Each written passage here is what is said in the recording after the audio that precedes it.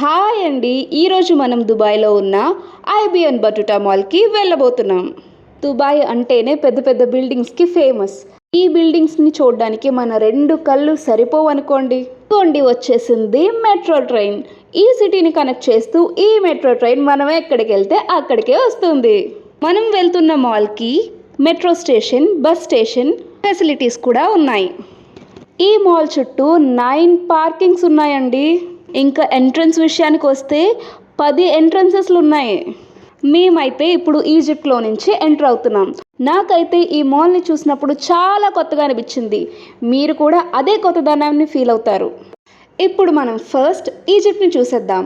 లోపలికి రాగానే left side turtle ninja కనిపించింది. వాటితో పాటు మా అబ్బాయి కూడా ఒక ఫోజ్ ఇచ్చేశాడు. ఇది ఒక టాయ్ స్టోర్. ఇంకా మా పిల్లలు దాన్ని చుట్టుముట్టేశారు. మా పాప మాత్రం ఈ కుక్క బొమ్మ చూస్తూ దానితో ఆడుకుంటూ చాలాసేపు అక్కడే ఉండిపోయింది. రైట్ సైడ్ ఈ మ్యూజికల్ ఇన్స్ట్రుమెంట్ స్టోర్ ఉంది. ఎందుకో అండి, ఈ మ్యూజిక్ స్టోర్ చూడగానే మీకు చూపించాలనిపించింది. ఆ గిటార్స్, వైలన్స్, డ్రమ్స్, కీబోర్డ్స్ ఒక పాజిటివ్ వైబ్ని ఇచ్చేసాయి అనుకోండి.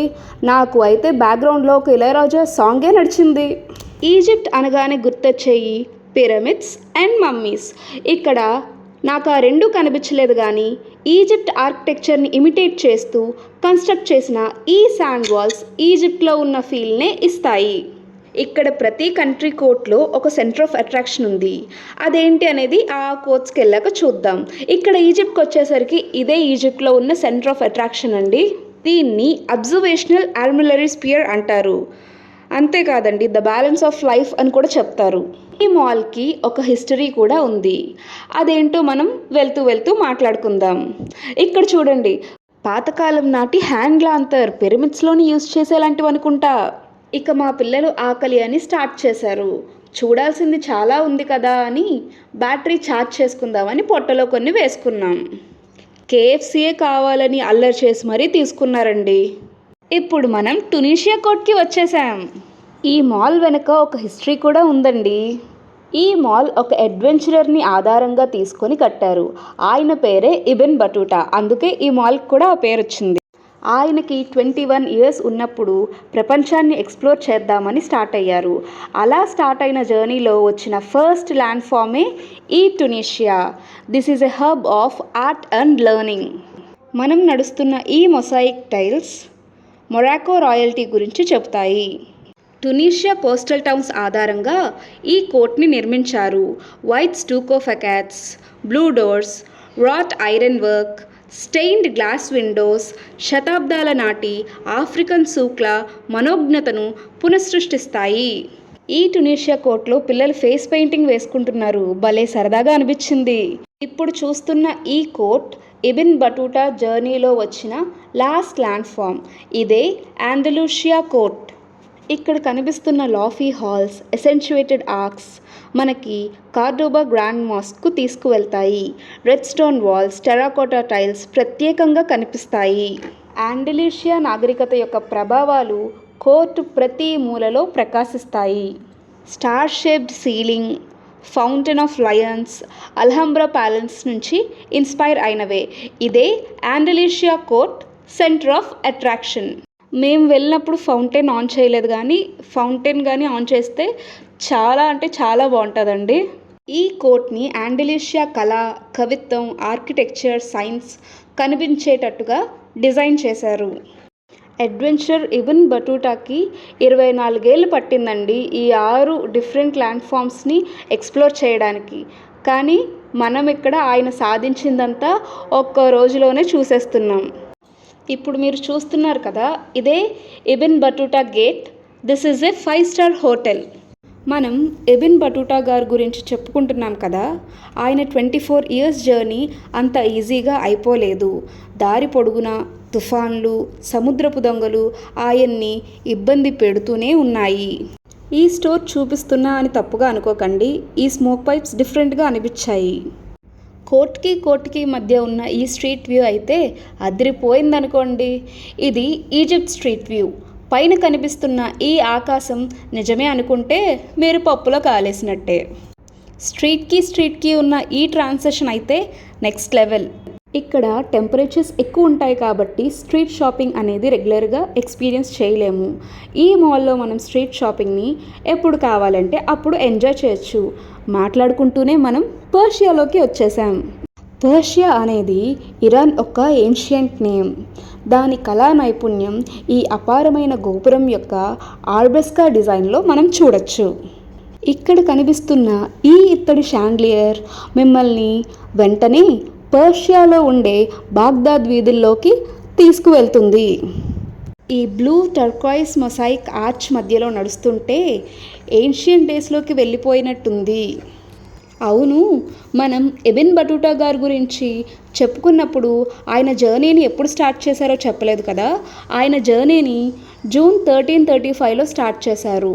అంటే 13th సెంచరీలో ఇది జరిగిందనమాట. సో ఇక్కడ మనం చూసే ప్రతి కోట్లో 13th, 14th సెంచరీస్ ఏషియన్ టైమ్స్వే ఎక్కువ కనిపిస్తూ ఉంటాయి.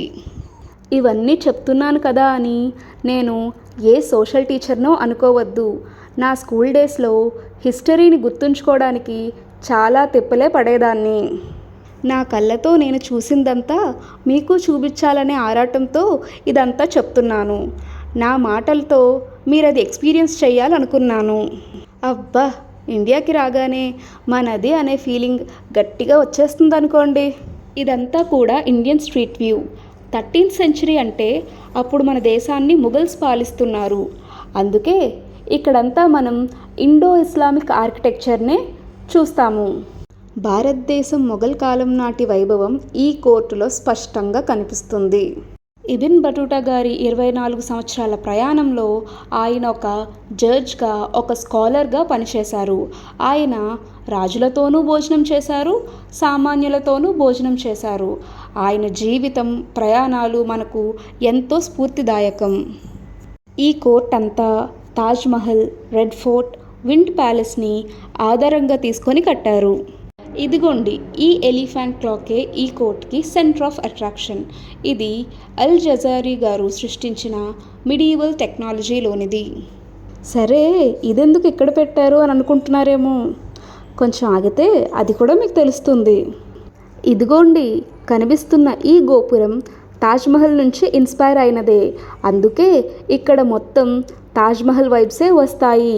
ఎటు చూసినా తెల్లగా మెరుస్తూ కనిపిస్తుంది. ముఘల్ ఆర్కిటెక్చర్ నుంచి ఇన్స్పైర్ అయ్యి ఇక్కడేవో ఉంటే మా ఆయనకి వీడియో తీయమని తినేశాను. మరి ఫోటోలో ఇందులో కనిపిస్తున్న ఈ ఎలిఫెంట్ ఇండియా అండ్ ఆఫ్రికాని రిప్రజెంట్ చేస్తాయి. కనిపిస్తున్న 2 డ్రాగన్స్ చైనాని రిప్రజెంట్ చేస్తాయి.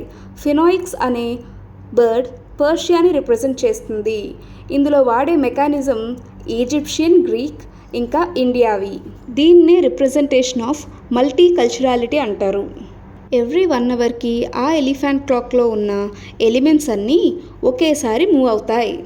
వామ్మో, చైనా వచ్చేసింది. ఎందుకో అండి, కరోనా తర్వాత చైనా అని అనడానికి కూడా భయమేస్తుంది. చైనా అనగానే మనకి గుర్తొచ్చేవి డ్రాగన్స్. భారీ డ్రాగన్ పతకాలతో అలంకరించబడిన విశాలమైన మందిరాలు, చారిత్రాత్మక చైనీస్ నగరాల ద్వారాలను గుర్తుకు తెచ్చే తెల్లటి పాలరాతి స్తంభాలు, ఆనందం మరియు శ్రేయస్సుని సూచించే రాయల్ మోటిఫ్లతో కప్పబడిన పైకప్పు మనం చైనాలో ఉన్న ఫీలింగ్నే ఇస్తాయి. చైనా యొక్క ఘనత మరియు చైతన్యాన్ని ఈ కోర్టు నలుమూలలో మనకి కనిపిస్తుంది. ఇబిన్ బటూటా గారికి చైనా ప్రయాణం అనగానే గుర్తొచ్చేవి తుఫాన్లు, మునిగిపోయిన ఓడలు, సముద్రపు దొంగలు. అయినప్పటికీ అతను చైనాలో చూసిన కళ మరియు ఆవిష్కరణ అతని కష్టాలను తీర్చేసింది. ఇక్కడ మా అబ్బాయిని చూడండి, కుంఫు పాండాలాగా ఫోజ్ ఇవ్వడానికి చాలా ట్రై చేస్తున్నాడు. కుంఫు పాండా అంటే ఎవరికి ఇష్టం ఉండదు, నాకు కూడా ఇష్టమే. సో అందుకే ఇక్కడ మేము మంచి మంచి ఫోటోలు దిగేసాం. దీంతో ఇబిన్ బటూటా గారి జర్నీ పూర్తయింది.